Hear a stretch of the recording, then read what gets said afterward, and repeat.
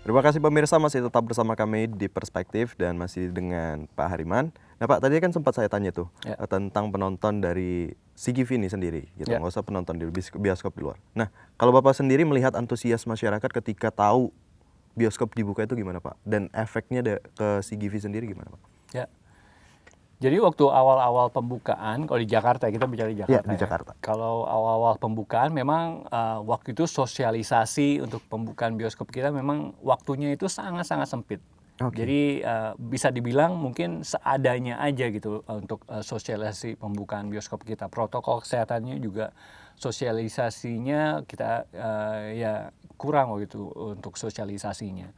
Karena di hari di hari di hari kita dapat SK untuk buka, dan kita langsung buka di hari berikutnya gitu. Jadi Oke. sebelum SK itu kita pegang, kita nggak berani promosiin, kita nggak Benar-benar. berani melakukan promosi announcement tentang film, announcement tentang bukan. Kita nggak berani gitu. Kita nggak punya SK-nya sih, siapa tahu nanti Iya, kita udah promosi ternyata SK-nya nggak keluar, kan benar. lebih ribet lagi, lebih bahaya lagi. Jadi kita tunggu dulu sampai dapat SK-nya di tangan baru kita berani buka gitu. Jadi dan waktunya dari SK kita dapat sampai waktu kita buka itu kurang dari 24 jam. Jadi memang kita akui itu sosialisasinya waktu itu kurang. Agak Jadi sedikit waktu awal-awal terlambat. pembukaan memang ya tidak sampai lah 25% dari batas maksimal. Batas maksimal kan 25%. Waktu hari pertama itu kita ada media event, waktu itu kita undang teman-teman media untuk datang melihat kondisi bioskop kita, melihat protokol kesehatan kita. Mereka juga banyak melakukan interview dengan orang-orang yang menonton di hari pertama pembukaan bioskop. Jadi dan itu ngebantu kita juga sih ya, menyuarakan tentang pembukaan bioskop CGV. Bioskop sudah buka di Jakarta, dan teman-teman media juga membantu waktu itu dalam hal publikasinya gitu. Jadi kalau dibilang waktu awal-awal pembukaan di hari pertama, hari kedua itu masih tidak terlalu banyak lah penontonnya. Dan terkait dengan protokol kesehatannya juga masih banyak penonton yang belum tahu waktu itu kalau nggak boleh makan dan minum di auditorium. Mereka udah beli nih, udah beli popcorn, udah beli minum, mau dibawa masuk ke dalam auditorium, ditahan sama staf kita. Maaf Pak, Bu, tidak boleh makan dan minum di auditorium. Lalu kan ada batas umur, batas usia 12 sampai 60 tahun yang boleh menonton. Ada beberapa ya ibu, orang tua yang bawa anaknya di bawah 12 tahun. Kita tahan, Bu, maaf protokol kesehatannya tidak boleh membawa makan dan minum, tidak boleh anak-anak di bawah usia 12 tahun menonton di bioskop. Oke. Ada beberapa yang belum tahu waktu itu. Lalu terkait dengan pembelian tiket juga mereka banyak yang masih mengandalkan staf kita untuk pembelian tiketnya, padahal dianjurkan pembelian tiket dilakukan secara online.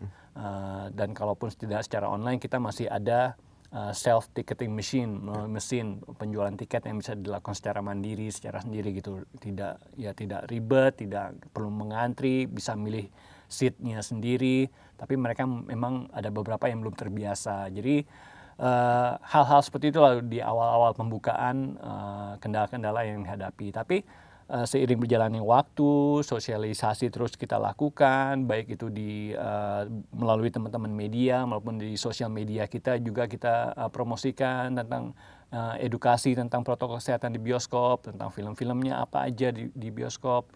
Itu seiring berjalannya waktu, lama-lama akhirnya mereka paham juga. Oke. Penonton banyak yang sudah paham juga kenapa kita melakukan protokol kesehatan bioskop, bagaimana protokol kesehatannya, apa yang harus dilakukan oleh penonton selama berada di dalam ruang teater gitu misalnya. Jadi seiring berjalan waktu, antusiasme masyarakat juga perlahan-lahan trennya naik gitu. Jadi dari 20% sekarang 30% naik, secara perlahan-lahan naik lah, walaupun saat ini memang belum secara konsisten 50% gitu ya, batas maksimal. Tapi ada beberapa konten atau film yang waktu itu sangat diminati oleh masyarakat. Misalnya film BTS, Oke. K-pop band Yang dari tentang Korea. dokumenter itu. Ya, mereka waktu kita tayangkan di hari pertama penayangan pada tanggal 5 November itu antusiasmenya luar biasa. Banyak fansnya BTS itu ternyata ARMY ya, ARMY. Lu teh ARMY gitu. ARMY itu banyak yang nonton di CGV. Kita senang waktu itu. Wih, rame lagi nih bioskop. Penuh lagi, berisik lagi nih bioskop. Karena yang nonton waktu itu banyak gitu. Antusiasmenya juga luar biasa. Mereka paham kok tentang protokol kesehatannya. Mereka memaklumi. Mereka Kenapa juga, itu diterapkan gitu ya Pak iya, ya? dan sebagian besar ya mereka juga udah kangen nonton bioskop gitu. Setuju. Kangen nonton bioskop. Nggak tergantikan gitu dengan layar lebarnya, dengan suasananya, dengan makanannya, dengan kita bisa nonton bareng sama teman-teman di bioskop. Mereka Efek kangen itu soundnya semua. gitu ya, Iya. Pak. Benar. Jadi ya waktu itu antusiasmenya saat ini memang responnya positif bagi kita sih cukup baik ya. Perlahan-lahan trennya pun naik seiring berjalannya waktu. Nah, tadi sempat disinggung juga tentang konten, Pak. Nah, dari Ya. segi Vini sendiri sih sebenarnya kita tahu industri perfilman juga lagi mandet nih, lagi pada nggak jalan nih. Nah, konten-konten film apa yang ditawarkan dari segi Vini sendiri, Pak?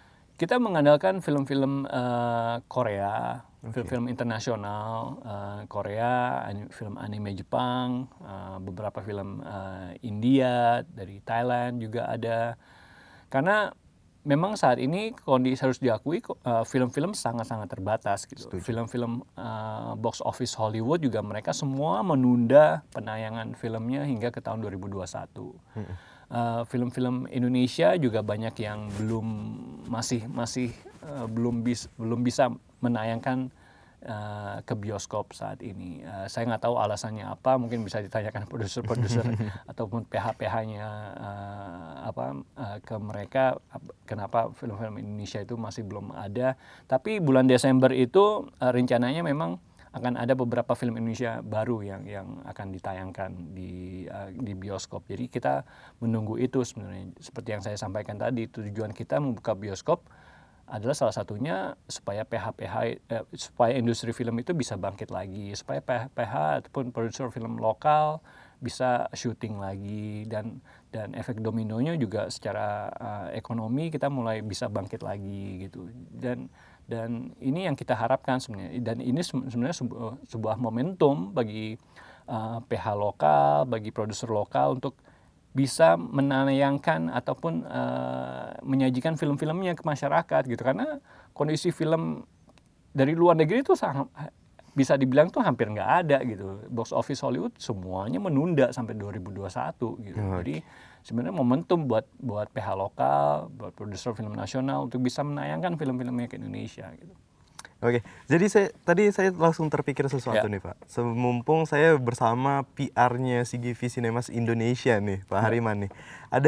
Saya nggak berani bilang itu hoax sebelum Bapak menjawab gitu. Ada kabar atau berita yang mengatakan bahwasanya setiap kita nanti ketika bioskop dibuka dan kita mulai nonton, kita setiap 30 menit disuruh keluar. Nah, itu benar nggak sih Pak? Nah, ketika jawaban ini sudah disampaikan, baru saya bisa memvalidasi. Ya, jadi pertanyaan itu juga ditanyakan sama beberapa teman wartawan waktu itu, waktu awal pembukaan itu. Saya nggak tahu informasinya dari mana.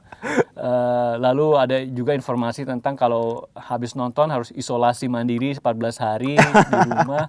Jadi saya nggak tahu itu informasi dari siapa atau dari mana. Tapi kalau dalam protokol kesehatan kita sesuai dengan panduan, karena protokol kesehatan kita kan juga harus dilihat dari ke dinas kesehatan, ke kementerian, ke pemerintah juga. Jadi tidak ada masukan, tidak ada feedback tentang kalau menonton bioskop harus keluar setiap 30 menit. Tidak ada itu. Kalau nonton bioskop harus isolasi mandiri selama 14 hari. Nggak ada itu. Jadi dalam protokol kesehatan kita tidak ada informasi seperti itu, dan ini juga sudah kita sesuaikan dan sudah kita laporkan juga tentang protokol kesehatan kita ke dinas, dan mereka oke-oke aja, tidak ada masalah dengan itu. Oke, berarti ini saya bisa bilang itu hoax ya Pak ya? Saya rasa itu hoax. Oke, berarti pemirsa itu totally hoax gitu. Nah, balik lagi ke CGV nih Pak. Berarti kalau selama pandemi ini ada inovasi baru nggak sih dari CGV-nya sendiri? Ya, karena kita kan selama ini dianjurkan untuk pembelian tiket, untuk pembelian transaksi itu kan dilakukan secara online. Jadi kita semua perbaiki sistem online kita semua pembelian, semua transaksi, tidak hanya pembelian tiket film, tiket menonton, tapi juga pembelian makanan minum kini bisa dilakukan secara online. Oke. Itu diantaranya sih beberapa terobosan-terobosan yang dilakukan. Jadi semua bisa dilakukan secara online. Pembayarannya pun kini terintegrasi dengan pembayaran digital payment yang ada di handphonenya. Jadi bisa langsung bayar di situ. Minimal minimal kontak fisik dengan staff kita, lebih cepat, lebih enak juga, lebih aman buat semuanya sih. Semua kita alihkan secara digital. Oke Pak, kita disuruh jeda dulu nih Pak, kita Siap. tahan nanti kita lagi lanjut ngobrolnya. Jadi pemirsa tetaplah bersama kami di Perspektif.